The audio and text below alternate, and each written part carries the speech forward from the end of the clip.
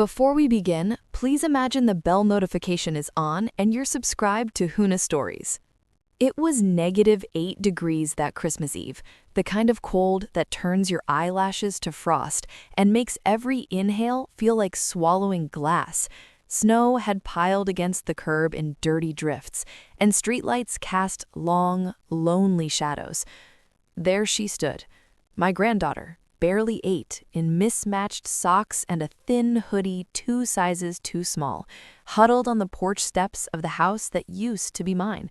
Her nose ran, her cheeks were blotchy red, and she rocked back and forth, arms locked around her knees like she could shrink small enough to disappear into the wood.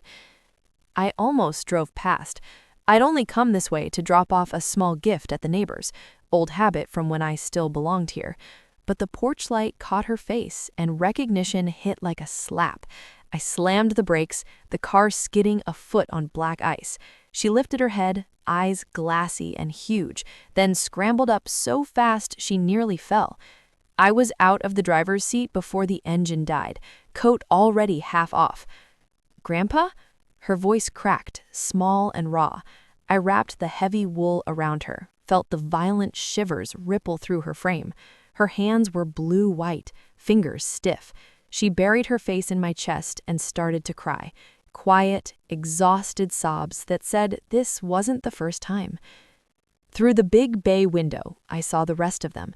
My daughter, her husband, his parents, their perfect golden retriever sprawled by the fireplace. A massive tree glittering with ornaments I'd hung myself decades ago. Table set with crystal and silver, roast ham glazed and steaming, wine glasses catching the firelight. Laughter floated out, bright, careless, holiday perfect. They hadn't even noticed she was gone. Something in my chest locked tight, cold and final. I didn't ring the bell. I carried her down the steps, her arms tight around my neck, and walked straight to the front door. One hard kick, old boots, old anger, and the latch gave. Wood splintered. The door banged inward. Conversation died like someone cut the power. Forks hovered. Faces turned. My daughter's mouth opened, closed. Her husband stood halfway out of his chair, napkins still tucked in his collar.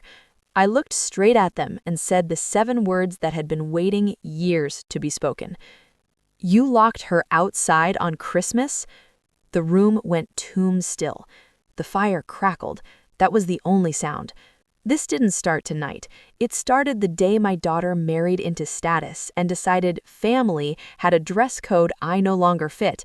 I raised her alone after her mother left. Factory overtime, second mortgages, every sacrifice so she could have the chances I never did. She grew up, moved up, and slowly edited me out. Invitations stopped, phone calls went to voicemail. When the granddaughter was born, I was allowed 1 supervised visit a month, then none. "It's complicated," my daughter would say. "He's intense." Translation, I didn't smile enough at the right people, didn't pretend hard enough that their new life was flawless. I kept quiet, watched from afar, saved screenshots of social media posts bragging about ski trips while bills piled up behind the scenes, noted the husband's business expenses that smelled like creative accounting, kept the emails where my daughter complained to a friend about the old man guilt-tripping us, documented every holiday photo where the little girl's eyes looked too tired for a child. I waited, because rage is loud and sloppy, justice is patient. That night, I didn't shout. I set my granddaughter on the couch, still wrapped in my coat, and pulled out my phone. "I already called DCF," I said calmly. "They're on their way."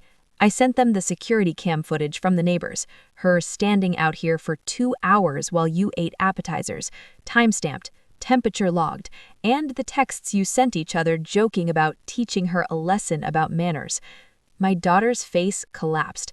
Not remorse, panic. "Dad, you can't." I already did. The husband tried to bluster. "This is private family business. Not when a child's health is at risk. Not when hypothermia is the lesson plan." I turned to the little girl. "You're coming home with me tonight. Hot chocolate, your own room, no locks on the outside." She nodded. eyes shining with something I hadn't seen in years: trust. The aftermath unfolded like dominoes I'd already tipped.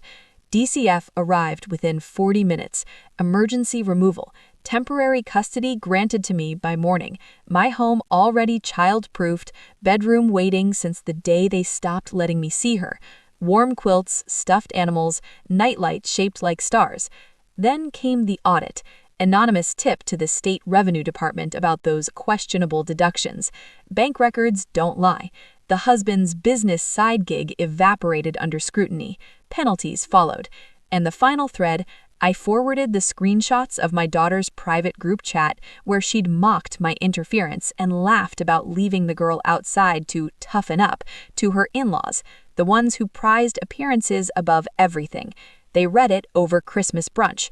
By New Year's, they'd frozen the couple out financially. No more loans, no more co-signed mortgages. Months later, the house is quiet now. Not empty, full in a way it hadn't been for years. My granddaughter sleeps with the door cracked, light from the hallway spilling in because she asked for it. She eats seconds without checking faces first. She laughs loud. People ask if I feel guilty about my daughter, about ruining her Christmas, her marriage, her comfortable life. I don't. She chose image over blood long before that porch. She chose silence when her child needed a voice. I gave her everything once: time, money, belief. She repaid it with erasure. When I kicked that door in, when I said those 7 words, it wasn't vengeance burning in me.